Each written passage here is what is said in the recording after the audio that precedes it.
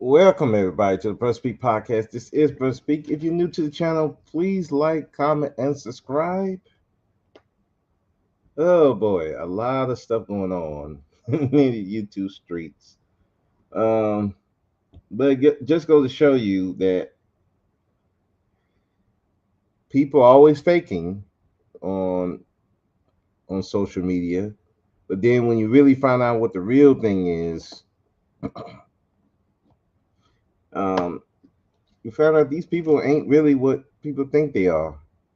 And the sad thing about social media is back in the day you could fake it. You could fake it very well because you're not really in people's business like that. But now if people want to get you, they can. And so that's what happened to Derrick Jaxn.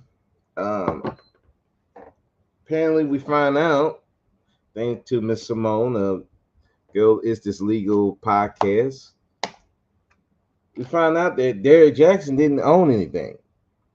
He didn't have a mansion. He didn't have a condo. Um, all the cars he didn't own. He rented. He was owing tax liens in Georgia and just owing a whole bunch of people. And it's really sad. So, Denia is countersuing for infidelity, hoping that she can get something out of him. And, well, like that lawyer said, the only thing she's going to be able to split was the legs of the women that he was fucking. And which I don't know the way she be acting, and like she might be wanting to split the legs, and like I don't know, bro. It's getting sad. But basically, Derrick Jaxn, they found out that he didn't own the mansion, he didn't own the condo, he was renting. So basically, he didn't own the mansion or condo. He was renting a house and apartment. He was renting all the cars, the Lambo that Obsidian was flipping out, and guys were just flipping out, and then they just turned from hating black women to now we all gonna be relationship gurus. Found out that was fake as fuck. He didn't own that. He was doing what the rappers do. A lot of those rappers rent all these cars, the jewelry, the clothes, but guess what? They got to pay the studio back. That's why a lot of these rappers be in debt. Like I remember UGK, Bun B was talking about he still owed the record company. I think he still owned like $2 million. But that was because they were renting everything. The studio would rent all that stuff, let them wear it for the videos and out in the public. But then when it's time to pay up. Now they in the red. So all that money they made, they still behind. Same thing would happen with TLC. I mean, y'all listen to that documentary about TLC, how cold that company did them. They made millions of dollars and they only got paid, I think, like 5,000 a piece on their first album. So you got Derrick Jaxn out here doing the same thing. And it was always funny that he was like giving 40% off of all these books. I'm like, hey, wait a minute, how you give it out 40% off on books and stuff? Because those books weren't selling like you thought it was. He showed a whole mansion, a whole room full of books, boxes of books. They wasn't selling like that. And he definitely ain't selling now since this whole his his lifestyle got exposed, messing with all these different women while his wife's back, even bringing them to the house, the fuck, blowing all his money on these chicks. It's like he didn't have no money. He didn't have no assets. He didn't have nothing. All he got is the money that that he got from the book selling. I know he sold a lot of books, and probably cash apps and Maybe he have a Patreon. I don't know for sure. But the fact of it is, he really don't have no money, no real long money. He was faking it till he make it. Even with all the subscribers, he was still faking it till he made it.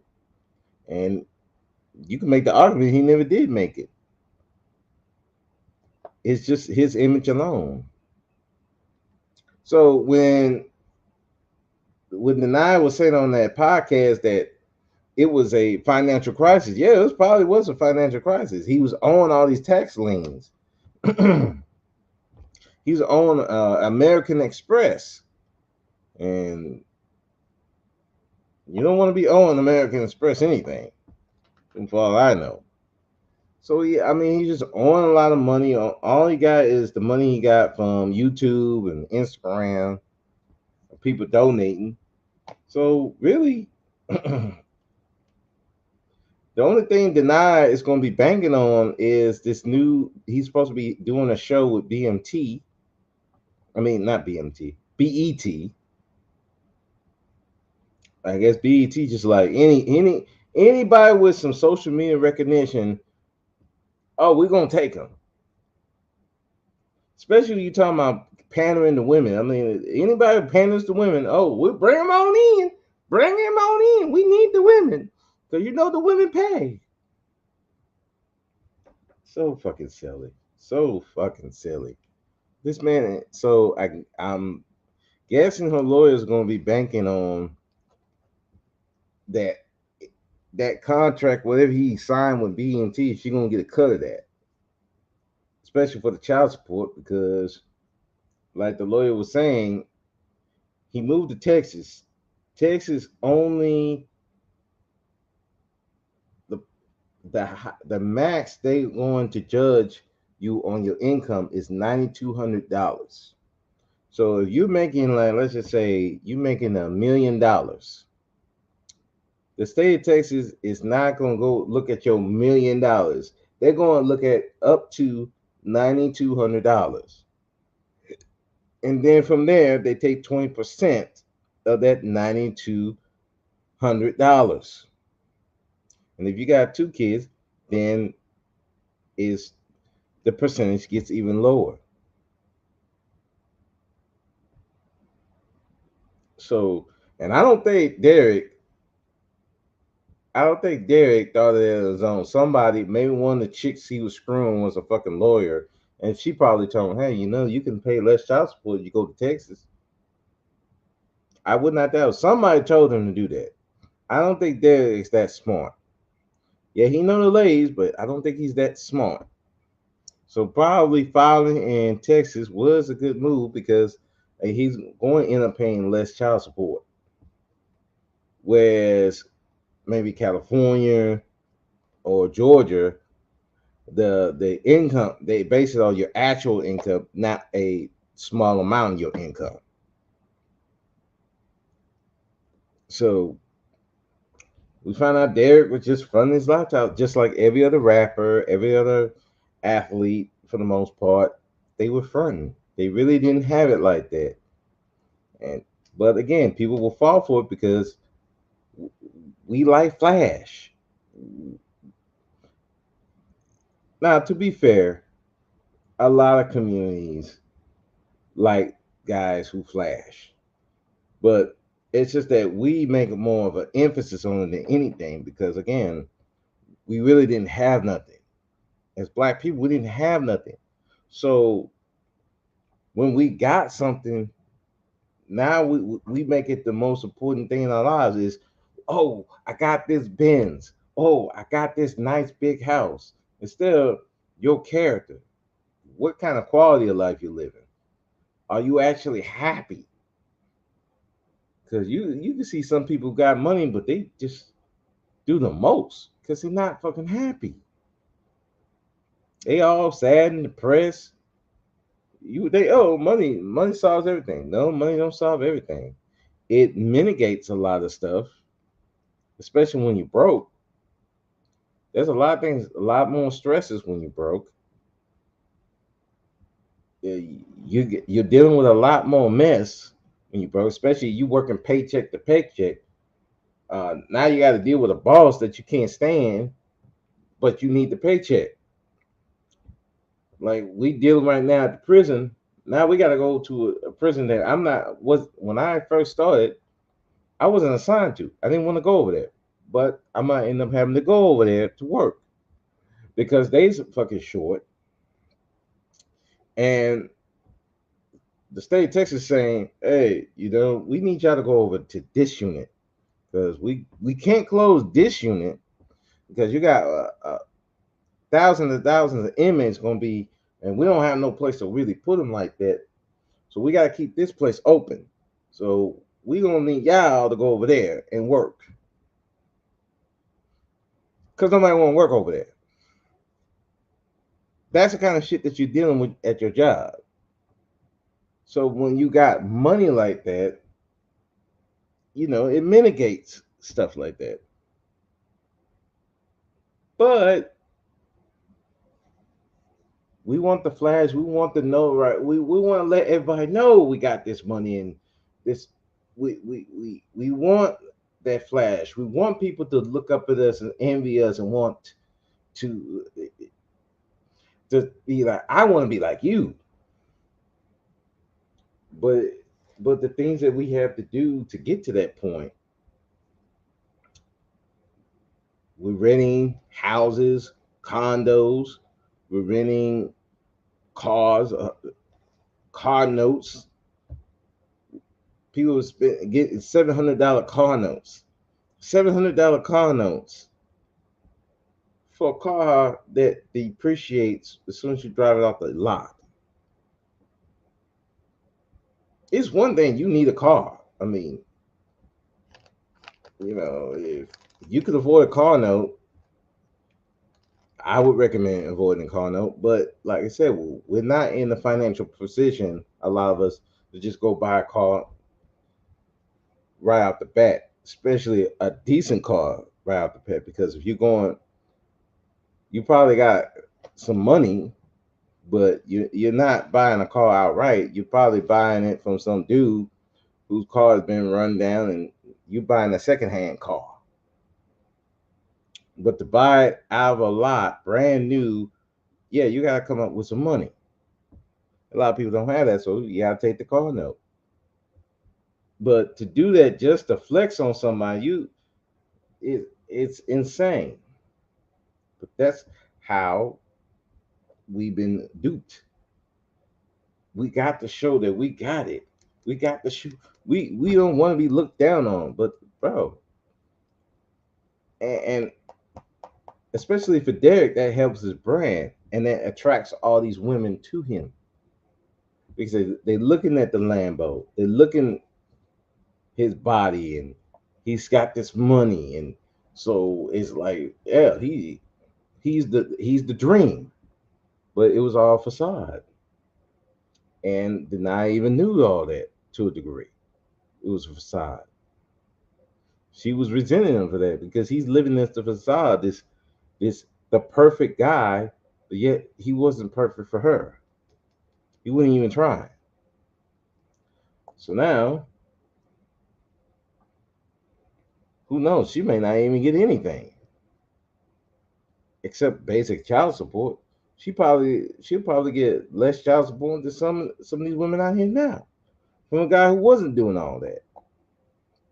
Which ain't gonna be that's not gonna be good for her and her 3 children.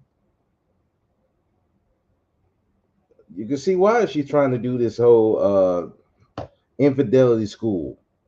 She gotta get that money because he ain't got none. For all we know, he broke. He ain't got it, and now she's stuck. 3 kids, dude ain't got no money, and so she's banking on he get that BMT deal. I mean BET deal, and she could try to get some of that.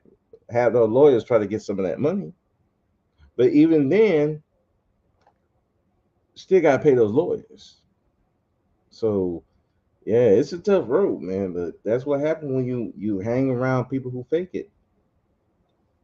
When real world hits deep, now you stuck. Everything you know is a lie. And now you got to pay for that lie. He's gonna pay for it. He might not be able to see his children like that, but she's gonna pay for it because she's not gonna have the financial support. And now she gotta live a lie to try to maintain a lifestyle that she was accustomed to and the children were accustomed to. And it's a sad situation. And that's when you find out that people really don't care about kids. They care about how the image how their image is, as opposed to caring about the kids and their own legacy, you know. Another thing brought up, Brother Polight, the scourge of the conscious community. We find out that he's going to take a plea. Now, what's specifically he's pleading to is not out, but we found out he was taking a plea. And he's trying to get people to stop talking. Oh, you can't talk about, I ain't plead to no molestation. Nah, I'm a sue. I'm like, bro, you got bigger problems than worrying about who talking about what. You about to take a plea. Now, I don't know about anybody, but the last thing I would do is take a plea that involves anything with even the suggestion that you may have had sex with a minor. Do you do I think we can recognize how much damage to your reputation from from the time you even accused to even if you are cleared, how much damage that can do to your reputation. It can affect your custody of your children. It can affect your job. It can affect your future career. Just the stench of any time molestation or rape of a female child, male child, or a woman can affect your career forever. It can affect your life forever. Look what happened to Nate Parker. Nate Parker was accused of raping a white chick, and he was found not guilty. And it wasn't even with a black jury, it was in front of a white jury. He was found not guilty. And look what happened when he tried to put out Birth of a Nation. You got some fucking feminists bringing up the fact that that girl, you raped her. I'm like, no, I was clear. And then we found out that the girl committed suicide, and they was trying to say, shouldn't you feel sorry for that? I'm like, and he's like, no, I didn't do nothing to her. Why am I gonna feel sorry? They tried to tank his movie because of that. That's how bad the stench of any type of sexual misconduct with a woman or a child can do. Why on goodness green earth would you want any kind of insinuation to appear about you molesting a child? And it don't even affect you as the guy. It can also affect any future partners that you might have. Look what Nicki Minaj went through the ringer because they found out that her husband actually was convicted of sexually assaulting a minor. He literally cannot see his kids. He can't even be around children. And look how much flack she got for that. Lots. They're like, what's wrong with this broad? But then again, her, I think her stepbrother or her brother, actual brother, got caught up raping a underage child. So her whole family are full of rapists. I wouldn't be surprised her daddy raped a girl. But that's what that reputation does. So why on goodness green up would you take a plea? And you got some of these defenders talking about, oh, it's a setup. They trying to take Brother Polight down. Never mind the fact, even before he was actually arrested, they did a 6-month investigation. So if they wanted to really fuck with Brother Polight, they would have arrested him as soon as that girl made and her mother made the charge against him. They would have arrested him on site. They would have thrown the book at him on site. They didn't do that. It took 6 months. They took 6 months, test, figure, investigated everything, got the DNA. They put a warrant to get his DNA, which he complied. And when it matched, that's when they arrested him. And of course, there was the other side. Oh, they trying to get Brother Polight out of it. I'm like, sis, even if that was the case, they would never charge him. This was a normal investigation. And I understand some people saying, black men have been wrongly done by the court system, especially when you talk about rape and molestation. That has happened. Or even domestic violence. My brother got hemmed up because a white bitch charged him with kidnapping, assault, and he was in jail for a year, almost a year and a half before he finally got out 2 months ago. So yeah, I can understand why people would say that, but this was not the case with Brother Polight. They did an investigation. They didn't rush anything. He was out while this investigation was going on until finally they matched everything out of their I's and T's and went and arrested him. And now he's copping a plea. And again, why would you cop a plea if you to anything? Because again, you don't want the stench of molestation, of rape anywhere on you. Why would you cop a plea? And this ain't like, y'all don't know. I didn't cop no pleas. Why there's the video going around talking about we came to an agreement. You're going to sit to take a plea. Why would they say that? They don't view Brother Polight like that. You think they care Brother Polight was up there scamming black folks? You think they care? No. So that they don't even care about these people scamming white folks unless it get into the millions. Until it gets into the millions of dollars, they don't care if they scamming people like that. They really don't. They don't make a big deal out of it. And he's scamming black folks. You think they care if people scamming black folks? They're like, it ain't no fucking problem. So no, nobody setting this goofy up. He's a sicko messing with a 14-year-old. And we know what happened. Listen, if you watch any porno, we pretty got a good idea what he was doing with this 14-year-old. I don't want to be graphic, but let's just say if you watch the porno, you already know what was happening with this girl. So it's like, you put yourself in a position. Why are you taking this 14-year-old to a club? Why are you taking her to a hotel by yourself? He's like, you put yourself in this position. So even if, let's just say by some miracle,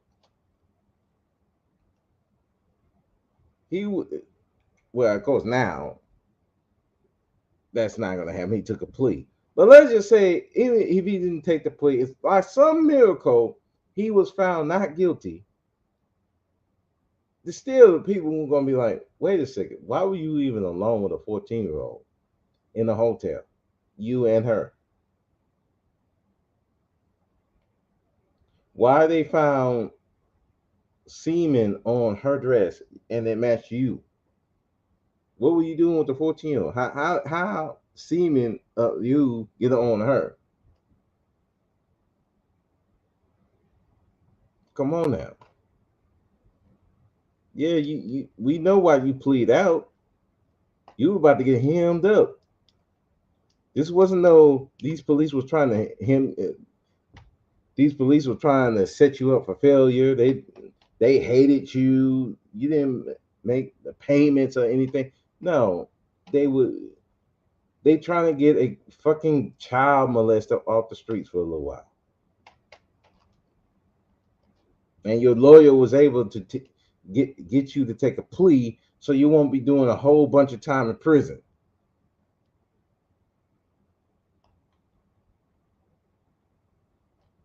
And you still got people defending this guy.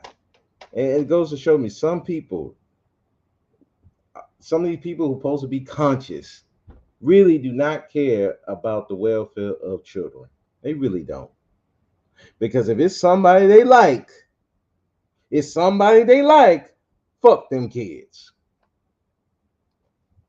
If it's a man they like, if it's a woman they like, fuck them kids. That's how they be. Hell, we've seen it on YouTube. We've seen it on YouTube. We these men messing with these kids. They raping these kids. Then you find out their favorite YouTuber mess with the kids. Well, he was young, or she was, it was a man that made her do what she did and all this goofy. They make all types of excuses for why these sickos messing with these children. But anybody else that they don't like, these men are raping all these children. See, that's why these girls are promiscuous, because of these crazy men. Oh, why are they messing with the young boys? These women, it wasn't for a man. And no, these are fucking sickos. They fucking sickos, and they will defend each other. They fucking sickos, because they will do the same thing to children if given the chance. They just a little more scared and don't have enough resources to fight the case. But don't get it twisted. Some of these people have no problem messing with children. I've seen guys talking about a little boy got molested by a woman. They like, no, that makes him into a man. Never mind the fact that there's statistics that show that when these boys are getting molested, they're having the same, if not worse, psychological damage than what the girls do when men are messing with them.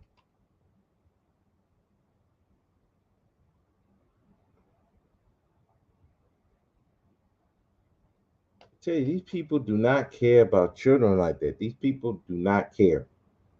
And as long as their favorite YouTuber, their favorite social media person is out there making them feel good in the head, it's okay. Fuck them kids. And you wonder why some people in the community say adios to the black community. Because you got sickos around here that will defend a fucking child predator. Whether it's a male or a female, it don't matter. They'll protect them.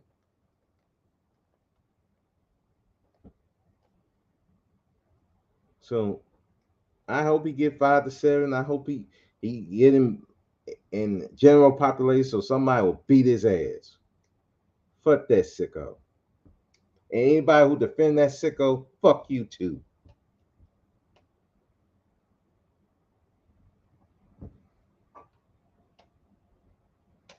Just sad. But anyway, last thing I want to cover right quick. Donovan Sharpe out here again. He just will not let. It's like every time Pearl gets in trouble, here comes Donovan Sharpe, attack dog. Pearl's great. She's gonna tell these women off. How dare you mess with Pearl? Oh my God. It's like, so Donovan Sharpe out here like he had a caller on the show, and I guess the caller was going in on Pearl, telling the truth about Pearl. She ain't shit. And Donovan's like, well, if you got a problem with Pearl, I call her right now. You can go talk to her yourself. Well, see, y'all like to talk shit about Pearl, but y'all won't face it in the public. Never mind the fact that this chick talk about everybody else that she's not going to see, she's not going to talk to. She's talked about a bunch of women, black women, white women that she had never seen and would never confront in real life. But she gonna go on her platform and talk about all these different women. But yet, some dude or some chick go in on Pearl. All of a sudden, here comes Donovan. How dare you? Pearl is great. Pearl is a woman. She's a lady. Blah blah blah. You can't talk about Pearl. Why don't you talk? Why don't you talk to Pearl directly, bro? This is the internet. This is YouTube. If Pearl will see this, this is public. This is not in some back chat. This is not. They're not in the fucking back chat somewhere. They're not in a Discord somewhere talking about Pearl. They're on fucking YouTube talking about Pearl. Everybody can see this, including Pearl. This ain't hidden. It's right here, public. We don't need to confront Pearl. It's right here. If Pearl want to answer, she can respond.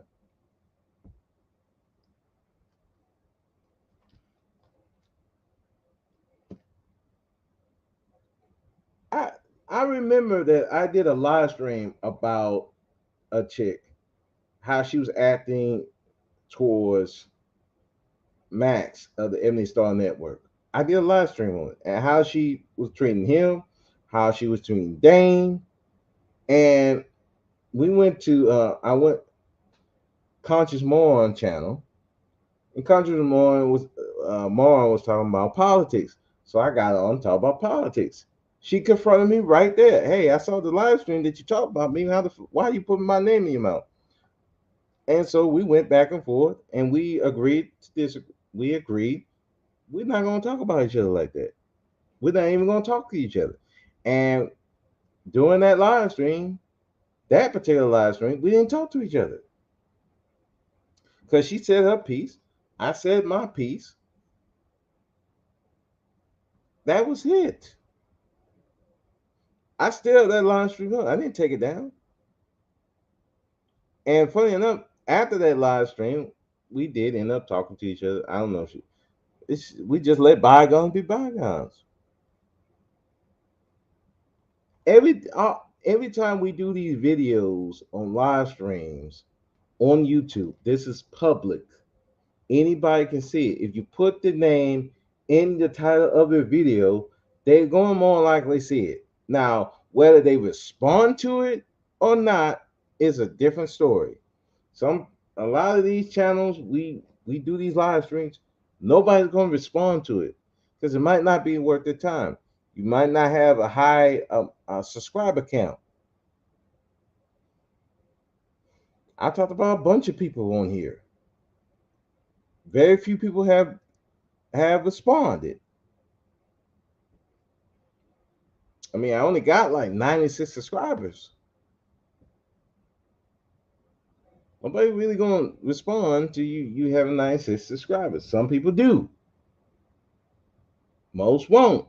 Now, if you had like 100,000 or something like that, where you got a lot, that means you might have a lot of eyeballs looking at this video. Yeah, then somebody's gonna respond.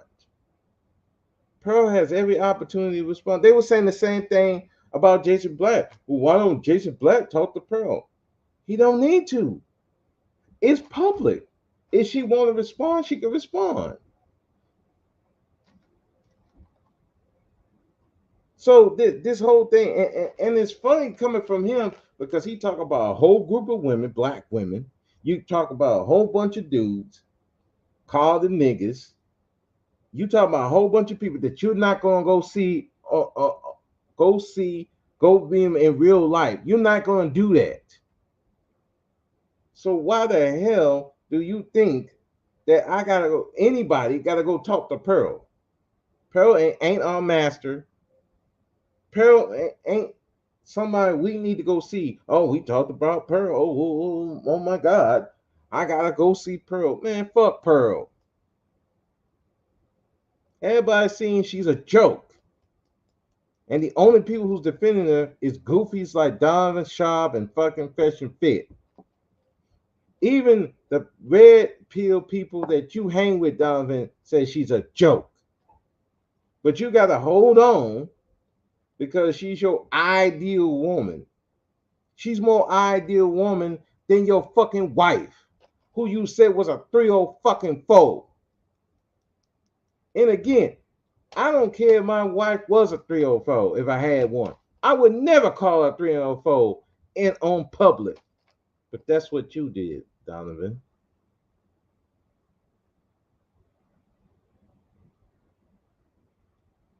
You treat Pearl with more respect than your own fucking wife. And that's the saddest thing I ever seen. Because if I had a choice between your wife and fucking Pearl, I'd take your wife over Pearl any day.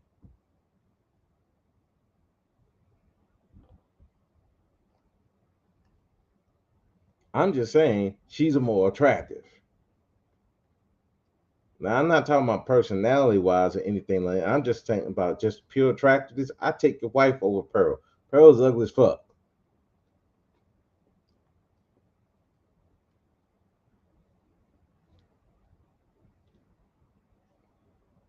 But you defending her more than you defend your own wife, and that's insane.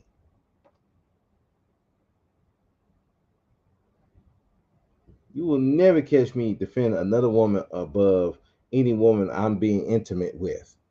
You got me fucked up. Crazy. But it's just, it boggles my mind. Boggles my mind. Hey, Sexy Red, how you doing? It boggles my mind to see people, see men will defend a woman over their own, a woman you haven't seen, haven't touched, over your own wife. Who does this? Who and you got manosphere people who are doing that. Will defend Pearly over their own wife. What kind of sick, twisted shit these people on? It boggles my fucking mind. Boggles it. And Pearl is like the worst representation of these modern women that these dudes talk about. She don't live up to what she's supposed to be. She ain't a wife. She's a low-key 304. She's trying to latch on to any dude that she want to be around. And then when she don't get away, she turns on them. The same type of woman that you are warning other men on this space about, that's who you want to defend over your own fucking wife, over the women that was rolling with you. And I don't even like Chrism Cure like that. I don't. I don't like the Nigga Marie like that, and I don't like Sex the Goddess like that. I don't like Shaz Share like that. I really don't. But these women have been defending you for the utmost, but you throw them away for fucking Pearl, who literally trash you at every turn, makes your message look like a joke, but you want to defend her. And you're going to throw all these other women, Pearl, Danica, Sex to Goddess, you're going to throw them under the bus for raggedy ass Pearl. The fuck out of here. Something fucking wrong, man. That's embarrassing to me as a man. That's just fucking embarrassing. But this is what these dudes want to do. Jump off the wood. I'll call Pearl on you. What are you? What am I, 5? That's like you going to tell the teacher that I did something to you. What the fuck are you? You're supposed to be a grown ass man, Donovan. You 40-something years old. But you're gonna go tell another guy because he talked about Pearl like you're a fucking 5-year-old in a classroom. You a fucking joke. I hope the white boys do you even more dirty. You're a fucking joke. You make the red pill a joke. And a lot of you guys who defend this Pearl, you make the red pill a fucking joke. And I don't even rep the red pill. You make it a joke. That's why people laugh at y'all. It's a joke. It's a fucking joke. And I'm not the one who said red pill is a bad thing. Being red pill is a good thing. Understanding that this world is not what you think it is a good thing. There's a lot of hidden dangers up in this world. And if you're not careful, you will get fucked over. Whether it's the government, whether it's your job, whether it's women. If you are not careful, you will get fucked over by them. That's not a bad thing. But when you, as a red pillar, are defending a fucking modern woman who does the things that you say modern women do, the fuck guys over, there's something mentally wrong with you. It makes your message a joke.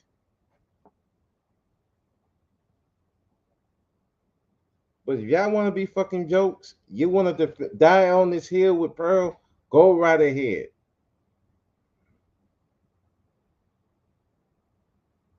And you wonder why people don't fuck with the red pill like that. That's why they go in black pill or purple pill, or they just don't want to deal with y'all, period. Because it's a joke.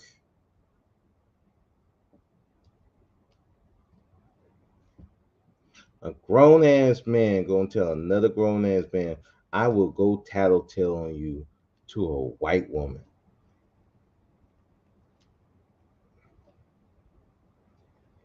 It's a fucking joke. These guys are a joke. And it's embarrassing. But like I said, it's not the ideology, it's the people. The same with this conscious community. They up here defending Brother Polight. Never mind the fact he messing with a 14-year-old. Again, I don't have a problem with the conscious community. It's okay to be conscious, but it's the people. It's okay to love black women, but the ideology is not the problem. It's the people. Derrick Jaxn it's not a problem saying black women are great. Black women giving them advice. There's nothing wrong with that. But when you're fucking pandering and you playing like you're this top guy when you're really not, it makes it a joke. Why people don't trust? They don't trust black men. They don't trust the conscious community, and they don't fucking trust a lot of these people in the red pill because all of them, you got people in there making it a joke, and people will defend them to the utmost, and then you wonder why nobody wants to fuck with them like that. That's why nobody wants to fuck with the black community like that. Because you got all these different groups up in there doing the most, and people will defend them.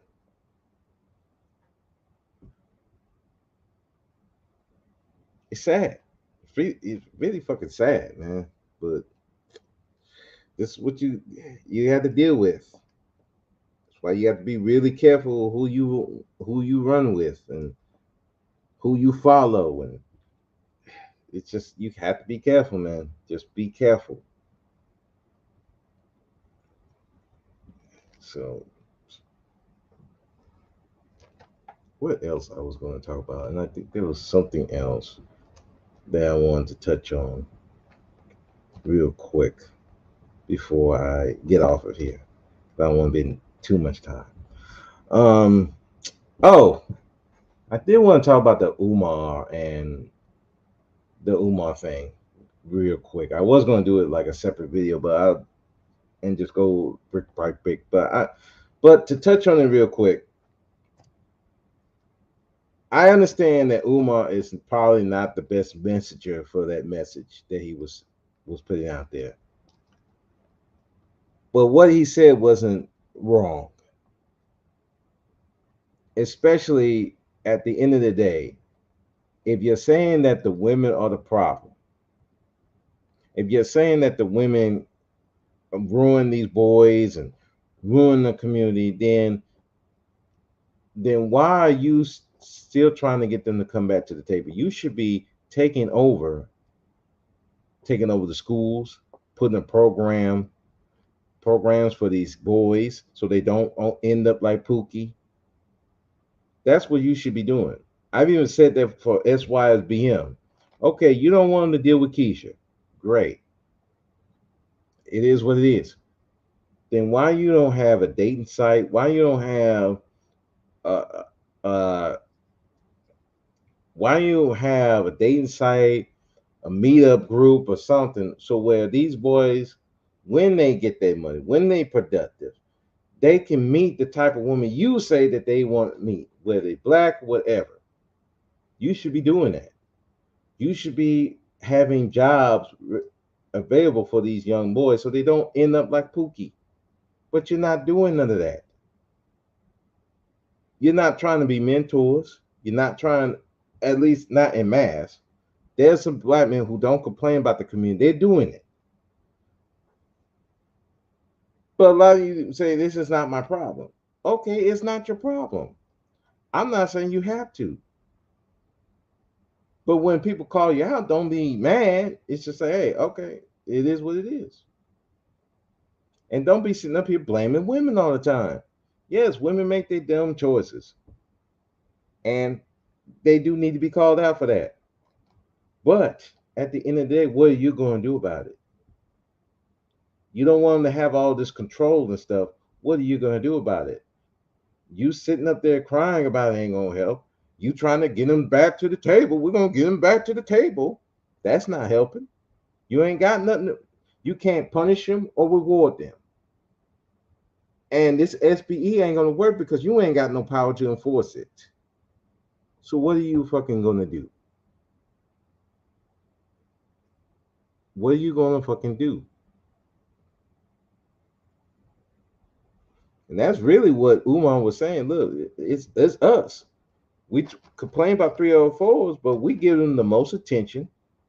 Some of us, we create them, and we give them the most attention. So what the fuck you think?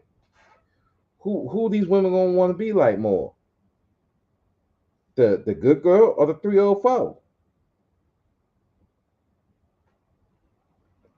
I'm just saying. You want to be traditional women, but you don't have a lifestyle where they can be the traditional woman. So how you gonna do that? You sitting up there with your arm folded and pouting ain't gonna do it. Cause I wouldn't even follow you if you doing that goofy shit. So you don't want to be a leader. Okay, no problem. You don't want to come together as men to change anything. Okay, that's your personal choice. But then why are you sitting up here crying about it? You should be throw your hands up and be like, I'm out and keep it pushing. But crying about Umar and trying to get black men, look, all he said is, what are you going to do about it? That's basically, if you boil down what Umar said, is what are you going to do about it? You complaining about it, you whining about it. What are you going to do about it? Because you can't completely run from it. The women that we have now is the women we're going to have for the next 1 to 2 generations. The women that we have now has been built from generations. Okay? These women now is the women you're going to have to deal with. So what are you going to do about it? Which one? What you're going to do? These boys that you have here are going to grow into the men that you're going to secretly despise. What are you going to do about it? What are you going to do about it? Because complaining ain't going to work. So you either got two options. Either you're just going to be completely gone, or you're going to have to deal with these people. And how are you going to deal with it? What you're going to do? And cry about these women? These boys they're the less educated. Okay, great. What are you going to do about it? Well, the mother. No, no, no, no, no. I don't care about the women. What are you going to do about it? What are you going to do about it? You got food deserts. What are you going to do about it? Because those food deserts not only affect the women and the children, it affects you too. What are you going to do about it? They're incarcerating you at a high rate. What are you going to do about it? You're the last to get hired, the first to get fired. What are you going to do about it? You're having all these issues with the court system about your children. What are you going to do about it? They miseducating you. What are you going to do about it? At the end of the day, it's not what the women going to do, it's what you going to do about it. And if you ain't going to do nothing about it, why are you complaining? Mind your business. And if they do bring it to your doorstep, I'll just say, hey, they ain't my fucking problem, and keep it pushing. But if you're going to try to bring these women back to the table, try to have a traditional family, well, there's some steps you're going to have to do that. And that requires power. And if you ain't got no power, you ain't going to have nothing. All you're going to be doing is sitting in the background pouting with your arms crossed like a little boy or girl. Oh, you could become girls. Whatever you're going to do. But you got to do something. Because again, the women that we have now are going to be like this for the next 1 to 2 generations. What are you going to do about it? The children that we have out here, they're going to grow up into the very men that you despise. What are you going to do about it? What are you going to do about it? And sitting there cross-armed is not going to help you.